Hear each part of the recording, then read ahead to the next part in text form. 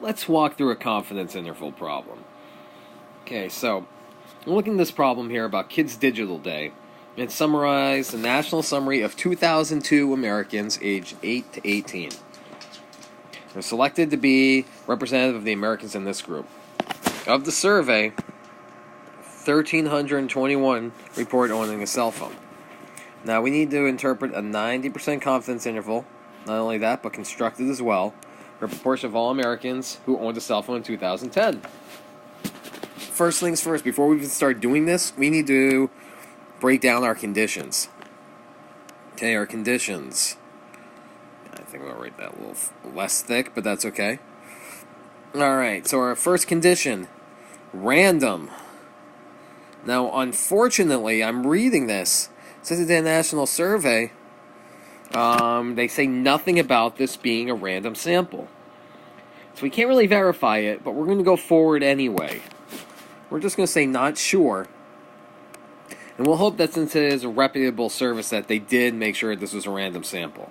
Now we're looking at what's done by USA Today, so we can say that it was pretty reputable. So we'll go ahead assuming that, but again, we're just taking note that we're not sure because they didn't say. 10% of the population. Alright, is it equal to or less than 10% of the population? Alright, we got 2002 Americans aged 8 to 18. Is that less than or equal to 1/10 of Americans 8 to 18? Well, considering last I checked, I think we're close to 300 million people in this country. I think it's safe to say that 2002 is less than 10% of children aged 8 to 18. So I'll go with the check mark there. Now, large counts. We do have to prove this. We can't just say, yep. So let's see, we got 1,321 reported owning a cell phone. Or owning, excuse me. Is that greater than or equal to 10? Certainly is. Let's give it a check mark.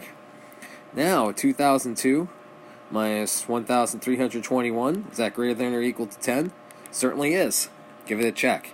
Notice how I made a point of using everything here. I didn't just say, yep. I actually quoted the article, and I did the math. That's important. Make sure you're doing that.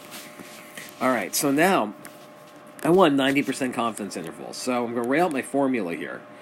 I'm going to take p hat, which is the statistic I find here. I'm going to add or subtract critical z times standard error, which in this case is going to be p times 1 minus p over the size of my sample. So we'll plug in what we know. Now we have 1321 over 2002. That's going to give me a proportion, but I'm just going to write it out as it is, just to start. Plus or minus. Now for critical z, I'm assuming a normal distribution here. So I'm dealing with the 90% here, which means 5% at each tail. So I'm going to use that tail probability to figure out my critical z.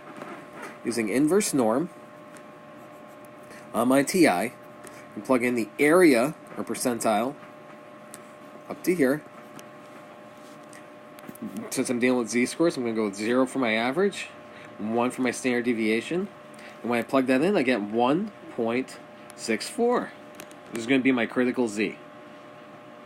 Now, for p, notice how I changed that to p hat, because I'm dealing with statistics here. I'm going to actually use the decimal. So 1321 divided by 2002 gives me about 66%. Pretty darn close. 0.66.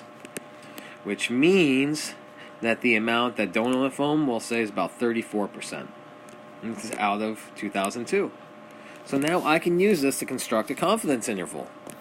Now I could have gone the easy way of just plugging it in my calculator. A lot of us would have probably just done that. But I think it's good to understand the formula and break everything down. Alright, so I've got 0.66 plus or minus.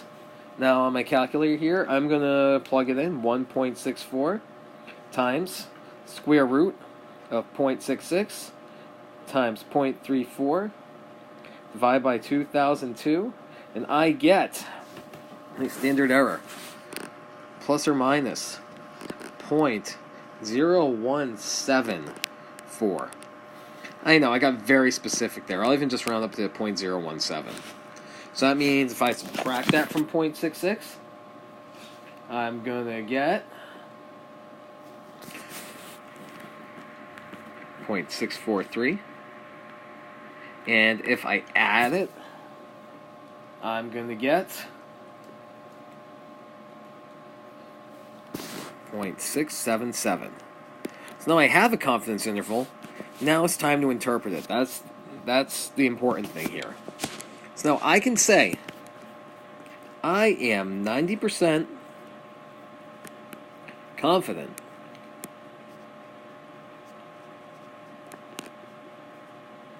that the true number, or true percentage rather, of Americans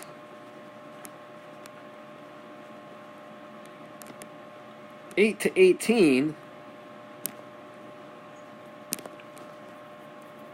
who own a cell phone is between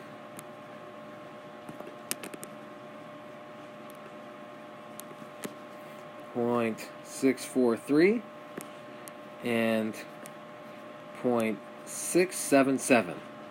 I could also say I'm 10% confident that the true percentage of Americans who own a cell phone is not between 0.643 and 0.677. But I'm not going to say that because I want to convey that I've got a good idea of what I'm doing here. That I did a really good sample and that I'm pretty darn close to that true parameter. All right. So that's what statistics is about. You don't know what the parameter is, so you're doing your best to get as close as you can to it, so you don't have to ask everybody. We don't want to do a census. We don't have the time for it. We don't have the money. So what we do is we do a good sample, we can come up with a confidence interval, and we hope that our true parameter is going to fall in there. So let's see. Now we have, of those, now we're dealing with an MP3, so we're going to deal with that problem too. So, again, we're doing a 90% confidence interval. Let's check my conditions. Always should do that. I'm going to do this one in blue.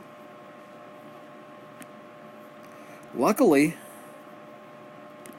I surveyed the same people, so I can use the 10% condition from up here and just bring it on down there because it's still 2002 Americans that I surveyed, ages 8 to 18. So I can be confident that that's covered. Now, let's see. Is 1,522 greater than or equal to 10? Certainly is. It's 2002 minus 1,522 greater than or equal to 10? Certainly is. Large counts, done. Random, again, they did not tell us. Not 100% sure about this. So we're just going to go forward. We'll assume that since it's a reputable service that they did a random sample. Because we know if it's not random, that's going to incur bias, and you can't really fix that. There's nothing you can do to make it any better, so we'll just hope there's no bias involved. Alright, so our statistic in this case is 1,522 over 2,002 plus or minus. And our critical Z is going to be the same, luckily, since we're doing a 90% confidence interval. We don't really have to change that. And I'm actually going to figure out that percentage. 1,522 divided by 2,002 gives me, never perfect, alright, it's 0.76. That's good enough. That means that 34%, 24% don't own an MP3 player. This is out of 2002. So now I can just do some basic math here. So again, I did my math out. I know this is 76%, plus or minus. I'm going to plug into my calculator 1.64 times the square root of 0.76 times 0.24 divided by 2002 gives me 0.15. Crap, it's never easy. 0.01. It says 565. I'm going to round it to 0.016. I could go with more decimals. I'm going to opt not to in this case. Alright, so I'm going to subtract to give me the low end of my confidence interval. 0.744. Alright. Now I'm going to add to give me the high end. 0.7 0.016 gives me 0.776. Might think you're done. You're not. You have to interpret this thing. These numbers don't mean anything if we can't put them into context. So luckily, I already wrote a pretty good one up here. I'm going to copy it and edit it. Gotta love technology, right? So, I'll make it blue, just to match style. Alright. I'm 9% confident the true percentage of Americans who own not a cell phone in this case, we're going to go with an MP3 player, is between, in this case we got 0.744 and 0.776. I can also say I'm 10% confident that the true percentage of Americans 8 to 18 who own an MP3 player is not between these two values. Now again, what confidence interval is you're figuring, you're doing a sample. If you did a bunch of samples of the same size with 2,002 Americans, you have all these possible statistics you could get. Now, statistics are the summary of a sample. These are all the possible statistics you could get. Tons of them. So you can see there's like infinite numbers here. I'm just drawing a bunch of them. The true parameter lies right here in the middle. That is your true parameter. Which means some of those statistics are going to capture the true parameter. However, we don't know which statistic we caught here. We could have caught this one. We could have caught this one right here in the middle. Heck, we could have caught one way out here. We don't know that. That's why we can't say with 100%, well, we could say with 100% confidence. Thing is, if we did, we just have to use a really big interval. So what we're saying is that we're 90% confident that the interval here of 74.4% and 77.6%, somewhere in there, the true percentage lies. And we're 98% confident of that. Because what I did here was a sampling distribution. That represents a bunch of statistics. We don't know what statistic we caught. So what a confidence interval does is we basically base it off of a statistic, and then we create a range. And we're hoping that that range captures this true parameter right here. Sometimes it does, sometimes it doesn't. In this case, yeah, we're 90% confident it does. So hopefully this helps you a bit with confidence intervals.